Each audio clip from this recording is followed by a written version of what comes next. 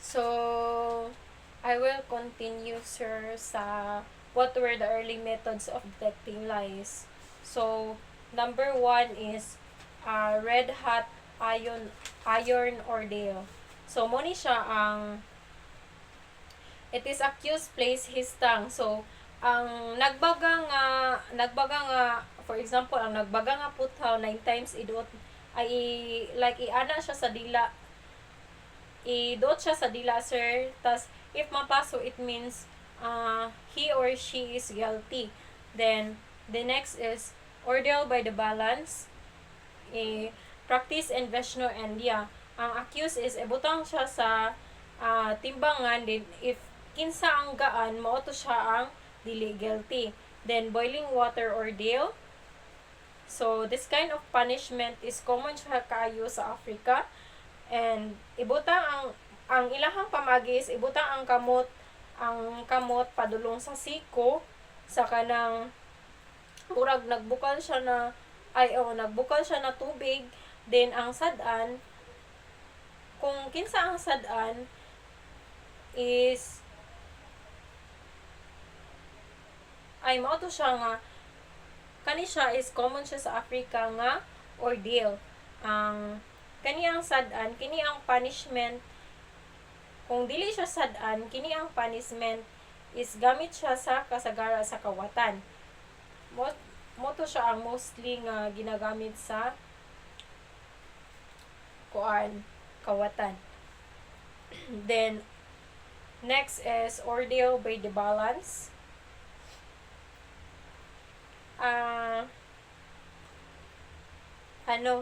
Ordeal by rice chewing the sir. Kani siya is ipakaon na bugas mo ang ginatawag na sati. So kaunon siya sa accused.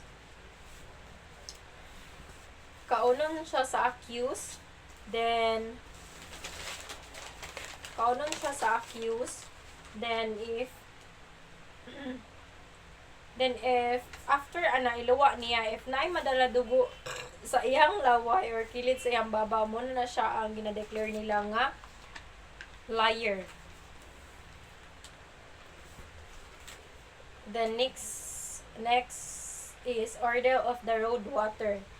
Kanang ang example, ang aning order of the road water, sir, kay kaning order is mag-fasting siya within 12 hours, then ipainom siya og water nga kanang sasi bark, then pakanon siya og gamay nga rice, then after painom siya og tubig na emetic. If the suspect eject all the rice, kung yang ilwa tanan ang kanang kanon, he is considered as innocent, otherwise guilty. Combination of drinks and foods ordeal. This is also the same with the ordeal of red water. If naghapon siya fasting within 12 hours, and they will eat or swallow small amount of rice and followed by the black water, ang ipainom, then if iluwa niya tanan, it means he is considered as innocent or guilty. Then the trial by combat. This is originated in India. This is a fight between accuser and accused, and whoever loses the battle of the judge as guilty. Then next is trial by torture. The accused was put into the severe physical test from the word torture. If the accused can endure such as torture, he will considered as innocent. If makaya niya ang pagpasakit, they will declare you as innocent. Kung dili niya makaya ang kasakit, they will declare guilty. Then drinking ordeal. The accused was given the option to drink by the priest. So it means ang pari ang maghatag og imnonon sa accused. Then the trial of the Bucharest.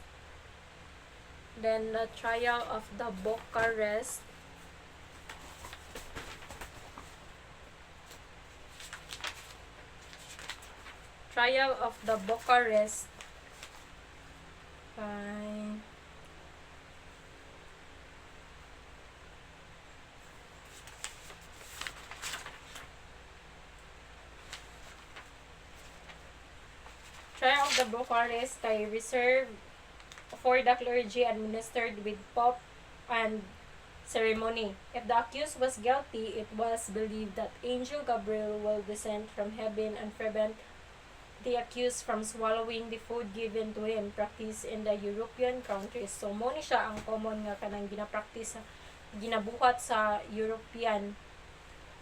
Then, the drinking ordeal. The drinking ordeal. So, mo ni siya ang the accused was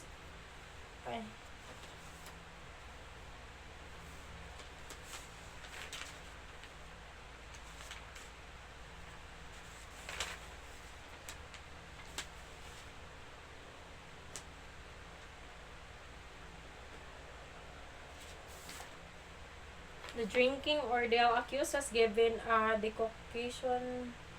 Ay, ano naman po ano?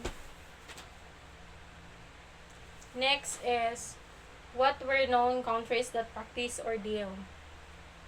So, Burma, ang Burma, sir, is ang accuser kay kuan. Ang accused kay tagaan sila og identical candle, then idungan to siya og dagkot og kinsa tong kandila nga una maupos mo utoy guilty or liar. Then Borneo, the accuser and accused were presented were shellfish placed on a plate and arranged. An irritating fluid was then poured on shellfish. And the litigant who shall first move was judged the winner. Ang accuser ang accused magpresent og plate with shellfish.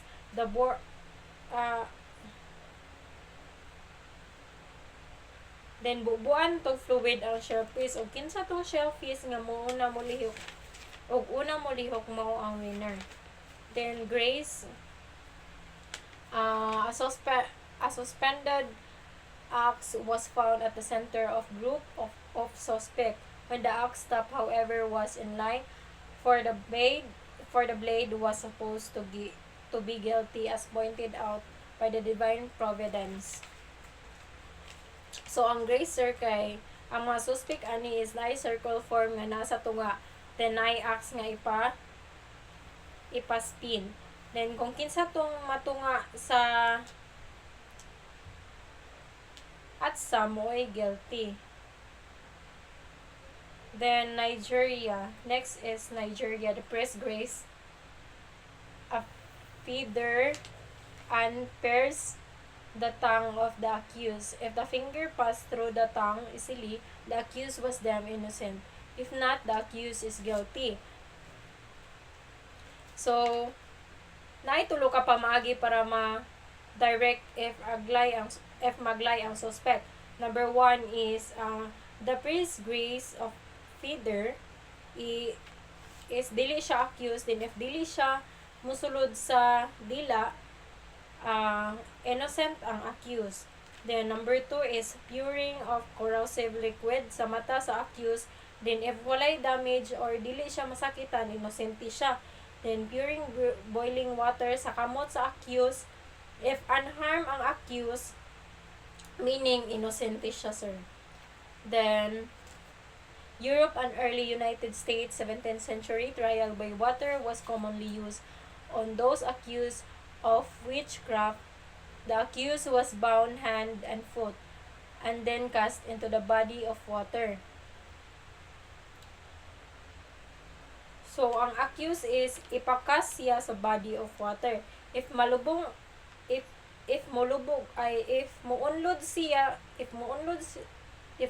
siya, sir, maski katunga sa iyang lawas, inosente siya. If mulutaw siya, guilty siya, and then burn to death ang iyang kuan. Burn to death siya. But next kay, what were the forerunners of scientific method of detecting deception? 1. Hypnotism. The method was introduced by Austrian physician Franz Friedrich Anton Mesmer in 1777. He believed by animal magnetism, by which in his own personal electromagnetism therapeutic effect influence other person.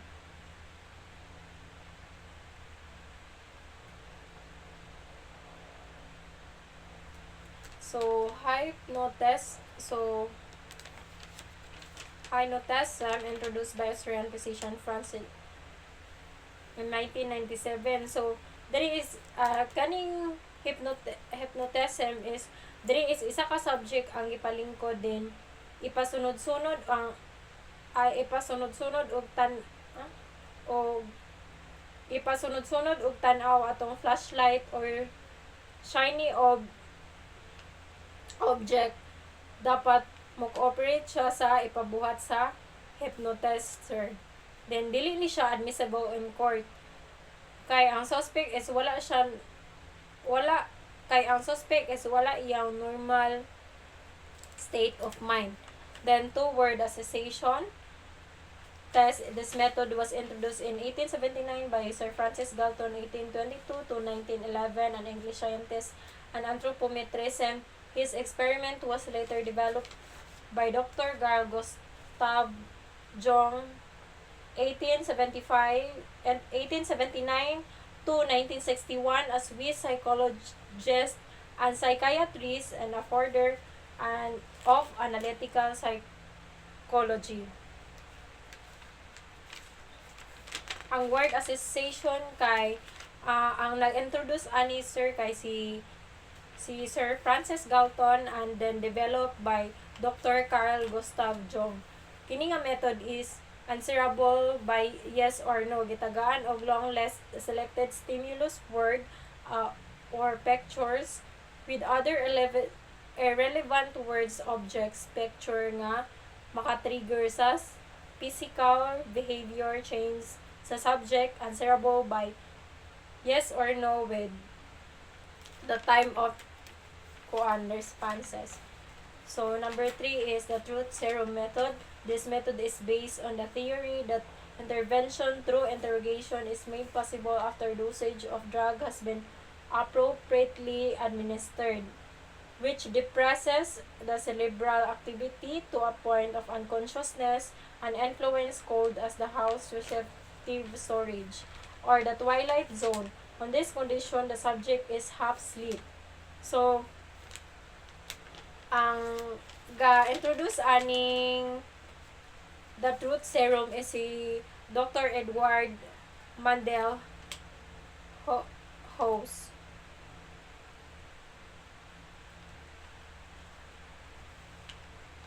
So kani siyang test is gina-administered ani nga lawas sa subject sa subject is not a serum but a drug. The drug nga ginagamit sa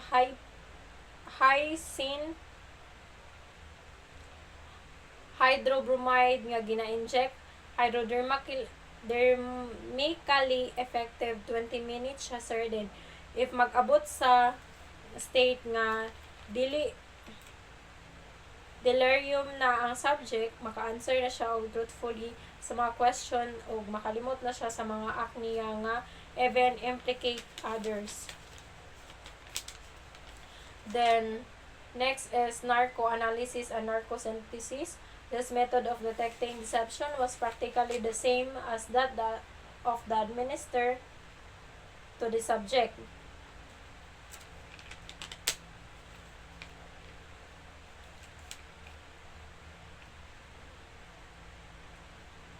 So, the narcoanalysis or narcosynthesis, parehas sila pamagi sa truth serum. Pero, ang kalahian lang nila, sir, is ang drug nga gina-administer sa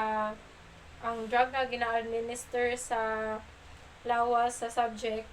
Ang drug nga ginagamit is sodium amytal or sodium pentothal. Not admissible in court. Japo ni siya kay wala man sa iyang conscious mind and subject.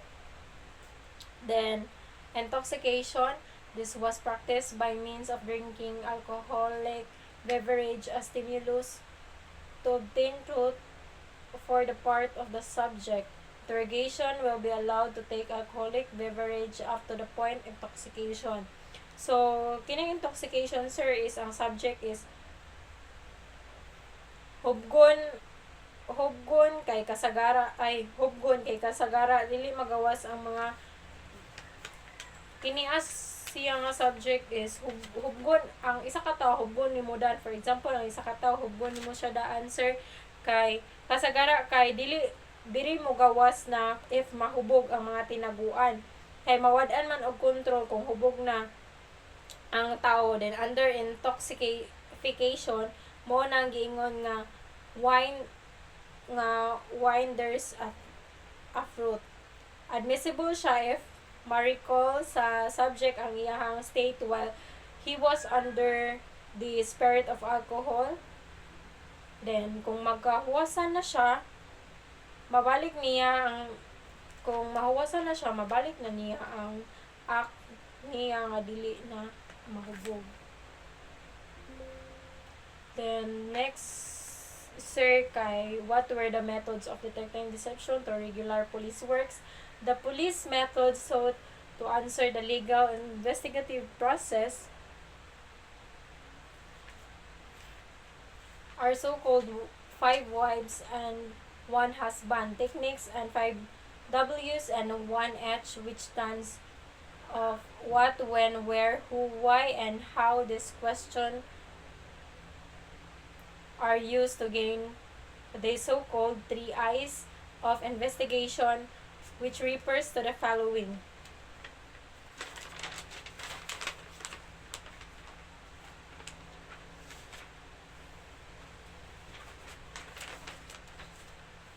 So, in police works, para ma-detect ang deception is gamiton nila ang technique nga 5 W's and 1 H. Or katong kuan siya, sir, katong what, where, when, who, why. And katong 1H kay how. Then, this question are used to gain so-called the 3 I's: information gathering, investigation, and instrumentation. Next, sir, is 1. Information gathering through record check, surveillance, and surveillance and intelligence check. So, information gathering is through record check, surveillance, intelligence. In short, mo ni siya ang background check,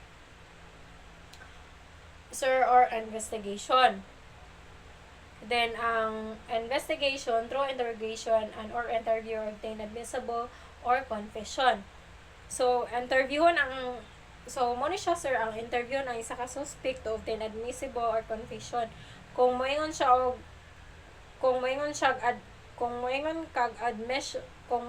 admission, it means a statement of fact by the accused, meaning daghan og rason, din not direct ang pagtug-an, kanang magpaligoy-ligoy pa og tugan if pangutan-on. Then, ang instrumentation through criminalistic processes, which the use of different investigation, forensic science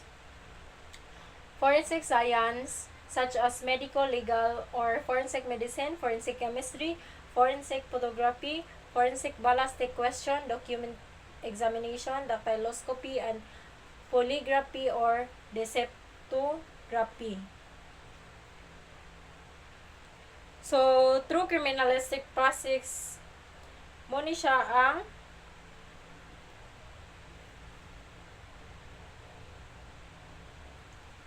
instrument of use during investigation.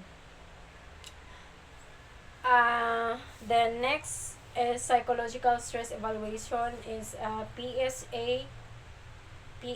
Aside from the polygraph, one of the modern gadgets in lie detection is the PSE or psychological stress evaluator. The instrument detects lying by the measure level stress experienced by the subject through his recorded voice. So, aside sa Aside sa polygraph, sir, kay na ginagamit na modern gadget that can detect lying. Ma-detect niya ang pagpamutbot. So, mo ni ang psychological stress evaluator. Then, kinadetect niya ang lying by measuring level or stress nga na-experience sa subject through his recorded voice. Then, kay kung ang tao daw mustorya na ay mga audible voice frequencies as product to minute fluctuation or kanang pagtaas or ubos sa muscle sa voice mechanism. Kung anis ang subject, walay ma-detect ang PSA, sir, ang mga frequencies, but if under stress and gapamakak ang subject, dito na dayon ma-detect nga namakak siya. Dapat answerable, and also dapat kay answerable nga yes or no question ni siya. Then, asya pretest interview nga i-conduct sa subject to help him feel the ace with the examiner, and if stress is indicated, daganog authority ang subject nga mag-provide og additional clarification to test.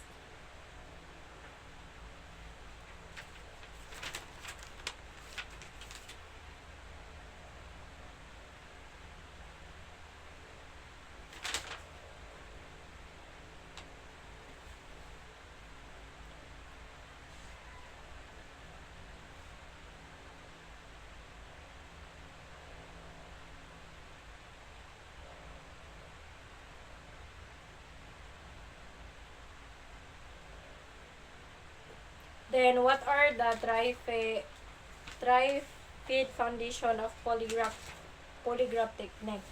One is the mechanical basis premise. The polygraph machine is mechanically capable of making graphic records containing reliable information regarding psychological changes. So, mo ni siya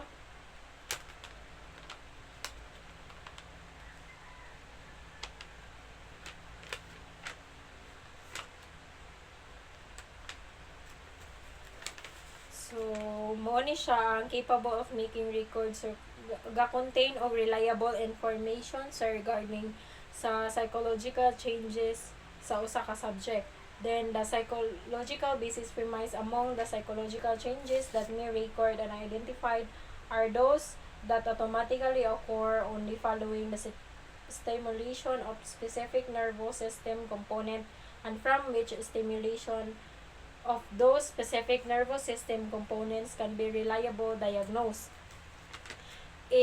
Ang mo ni siya is mag-record sa polygraph during examination, sir, kay ang psychological changes that is automatic nga mahitabo ra following the stimulation or specific nervous system.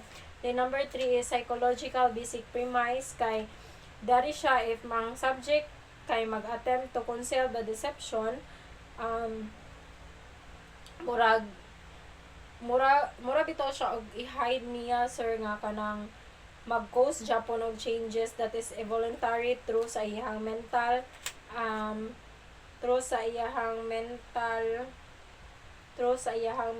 processes, mental emotional processes. The next is what are the psychological phenomena as basis detecting deception as per tri-feed foundation.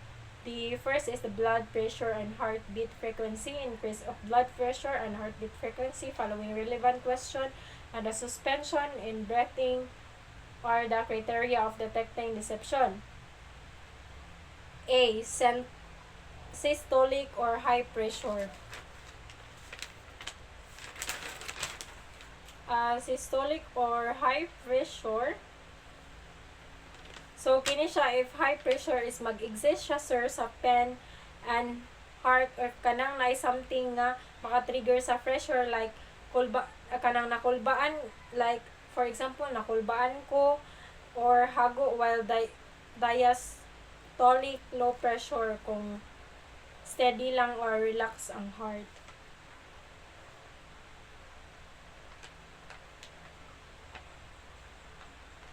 Kay ang normal nga BP is 120/80, sir. Then ang heart sa tao is automatic organ nga mag-continue to beat even they removed from the body, pero dapat na siya enough blood. Pero dapat kay mag-continue, dapat na siya enough nga blood supply. The beat is regulated by 2 sets of nerves. As sympathetic seat, mo ni siya ang makapaspas sa beat. Then cranial automatic system, mo ni siya ang mag-restart sa beat. Then breathing as means of detecting deception. Breathing consists of 2 steps. There are inspiration and inhalation, caused by the contraction of the diaphragm and expansion of the chest. Those result in the air rushing in the lungs. And the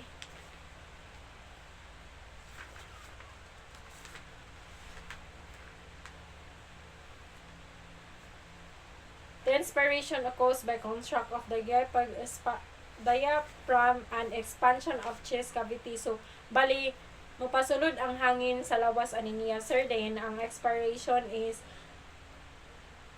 pagpagawa sa air gikan sa lungs. Next is the following effect breathing rates: muscular exercise, movement, or jogging.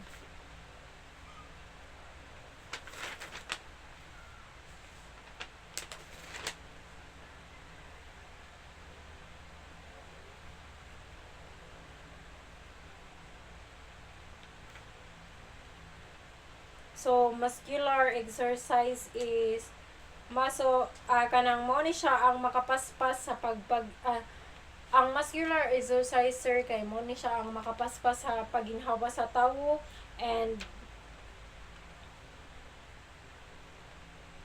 kanang apason bitaw ang paginhawa sa tawo. Then ang amplification of muscular exercise, thinking to platform heavy work, mo ni siya ang kanang maghuna-huna og buhat og mga bugat na trabaho. Dayon the next is recalling mentally emotional experience, kay mo ni siya ang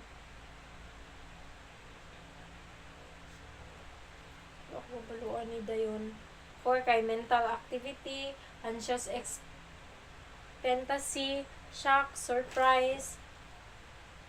Then the electrodermal responses.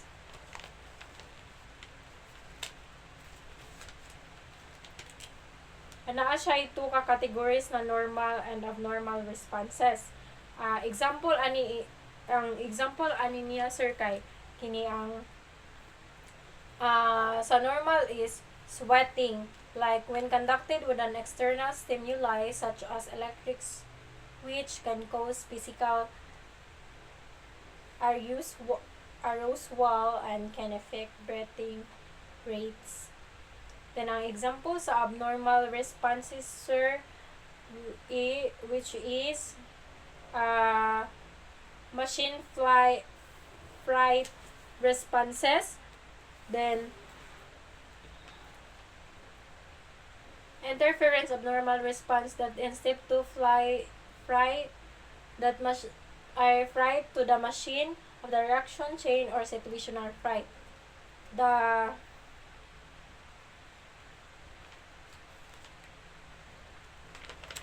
machine fright response is kani siya ay ginagamit sa machine nga makapa-interference sa test. Then ang physical movement response kay caused by voluntary physical movement, sir, sa subject during sa test nga maka-affect sa test to the psychological changes. The next is outside interference responses. Mo ni siya, sir, ang annual auditory or stimuli nga makadisturb or distract sa focus, especially during light test, like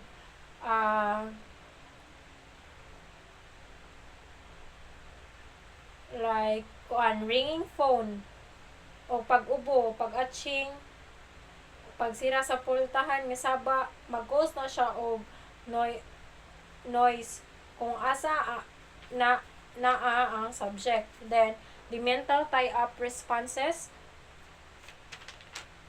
ang more on mental response ni siya, sir. Then ang 5 kay deception response is abnormalities as a result of telling a lie, more on psychological and such, also accompanied by physical changes. Next is the polygraph technique accurate.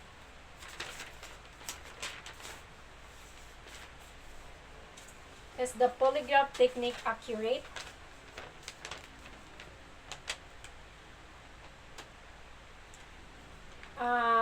Accurate ang polygraph technique if accurate ang polygraph technique, sir, if it is conducted by a qualified and component examine, 95% to 98%, sir. Ang pinaka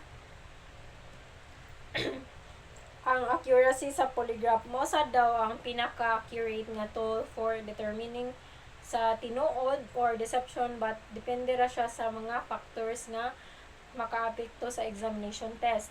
The next is factor that affects the accuracy of the polygraph result. The generally following that factors affecting polygraph examination is 1, the instrumentation. The 2 is the condition of subject. The 3 is the condition of examination room. The 4 is the qualification and skills of the examiner. 15% errors nga nung lie detection, ay nga nung ang lie detection is mag-error. Especially number 1 is nervous or extreme emotional tension experienced by a subject who is telling the truth regarding the offense is questioned but who is nevertheless affected by apprehension induced by more fact that suspicion or accusation has been directed against him, apprehensive over the possibility of an inaccurate lie detector to test result, over anxiety to cooperate in order to assure. The nervous is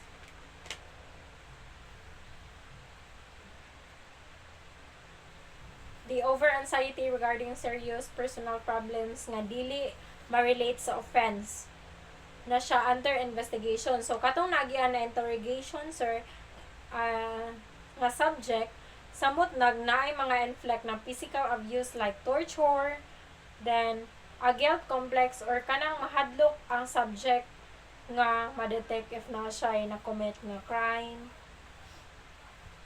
Then psychological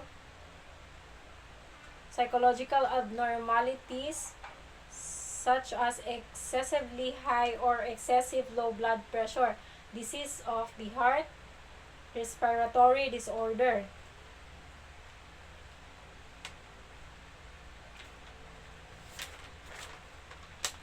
So, the mental abnormalities such as feebly-mindedness of kanang mga idiots or naisakit sa pangutok, way saktong pangutok, then psychosis like kanang mga paranoid, manic, depressive, schizophrenic, ang mga then a psychoneurosis and a psychopathy or mentally ill, emotionally unstable person katong naka-experience of depression or anxiety. Then ang 4 is unresponsiveness and a lying or guilt subject because of no fear of detection. So apparent inability to control response by means of mental sets of attitudes, a condition of shock or adrenal exhaustion and the time of test, like disease, weakness, wetting, or even loss of conscious rationalization of the crime in advance of the test, or kanang mag-attempt of explain or justify ang tao about sa offense even if it's not appropriate that cause arousal or no emotional disturbance. Then extensive interrogation, do niya interrogate before sa test na ay nahitabo or interrogation. Then number 5 is attempt to beat the machine by controlled breathing or by muscular flexing.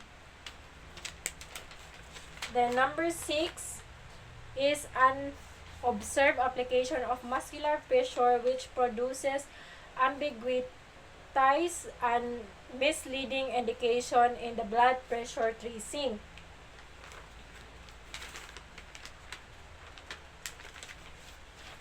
So next is limitation of the polygraph technique. It is an invaluable investigative aid but never a substitute for investigation. 2. It is not a lie detection but only a scientific diagnostic instrument. So dili siya detector, scientific diagnostic instrument lang siya. Then 3, it does not determine fact, it record responses to that which the subject knows to be. So dili siya ma-determine kung unsay tinuod, iguro siya i-record ang responses sa kung unsay mahibalan sa subject, sir. Then next is number 4, it is only as accurate as the examiner is competent. It is only accurate, so mo to siya that examiner is competent. Then 5, kay the test will not given until enough fact have been established to permit the examiner to prepare a complete set of suitable questions. So ang test dili siya pwede i-give hangtod dili enough ang factor mag-permit examiner to prepare complete set suitable question. Then the test will not given without the voluntary consent of the subject. Dili siya i-perform ang test if walay voluntary consent gikan sa subject kung dili mosugot ang subject.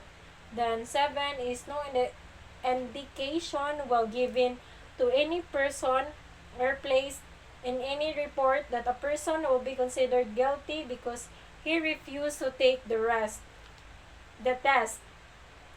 So dili buot pasabot nga naay subject nga gi-refuse to take the test is guilty na. Dapat dili siya ipakalat or ipang istorya sa lain tungod kay ni-refuse siya na guilty siya.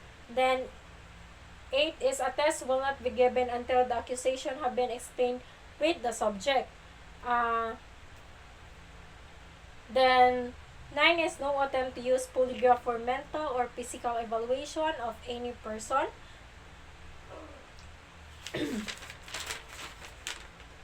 Dapat kay ang polygraph, sir, is dili siya ginasayon-sayon o gamit para mag-evaluate sa mental or physical evaluation para sa bisan kinsa na tawo.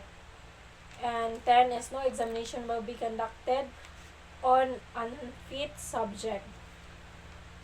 The next is what are the barriers to the polygraph examination. There are instances where it is impossible to make an analysis of polygraph test because of the following.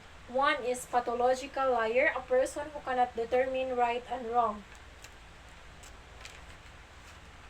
So katong dili maka-determine kung unsay insakto o unsay dili, sir. Then, ang next is mental cases. Kanang kasi na ay problema sa paghuna-huna. Then, next is person under influence of intoxicating liquor.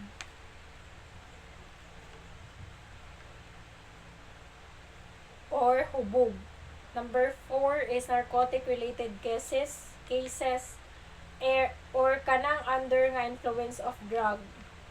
Then, 5 is the various heart and other organic troubles. The next, sir, is the polygraph instrumentation.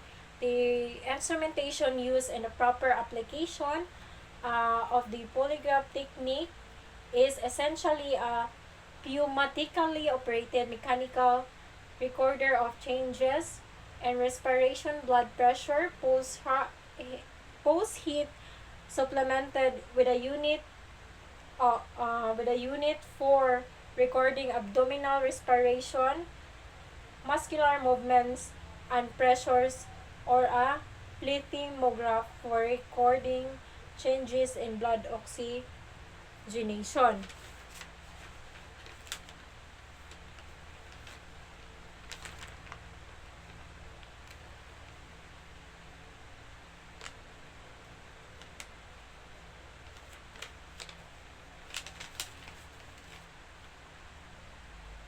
Then, how does the polygraph instrument work?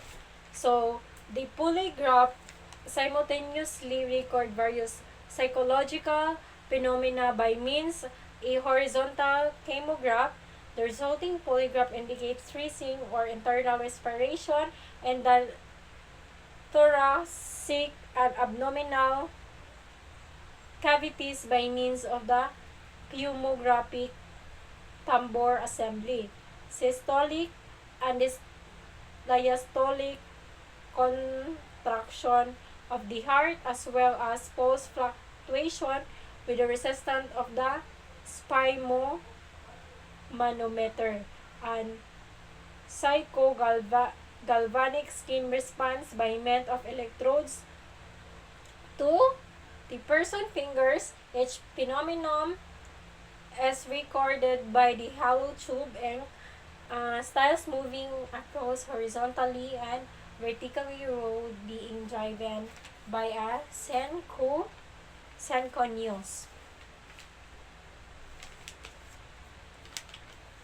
So, ang polygraph instrument is ga-record siya og stimulation, psychological phenomena or changes like thoracic and abdominal activities through the pneumograph, then mga pulse fluctuation and psychogalvanic skin resistance. Gamit ang polygraph attachment, ang respiratory rate, then blood pressure, cough, and na para sa blood pressure or heart rate, and galvic skin para sa electrodermal activity, sir. Then this is the major of component of the instrument. The pneumograph component. First is the pneumograph component. So, mo ni siya ang na-tube nga ginahatod sa chest or abdomen sa subject that records respiratory activities. So, mo ni ang una ihatod. Then, next is the galvanograph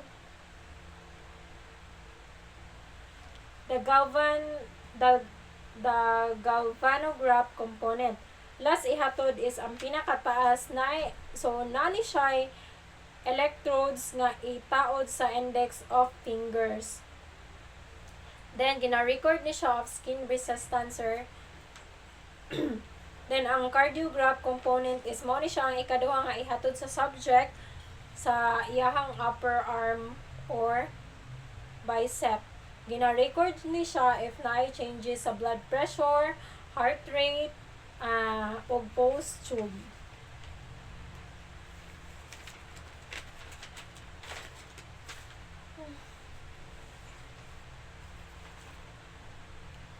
So, in the polygraph examination device is ginagamit para mag-record sa result examination.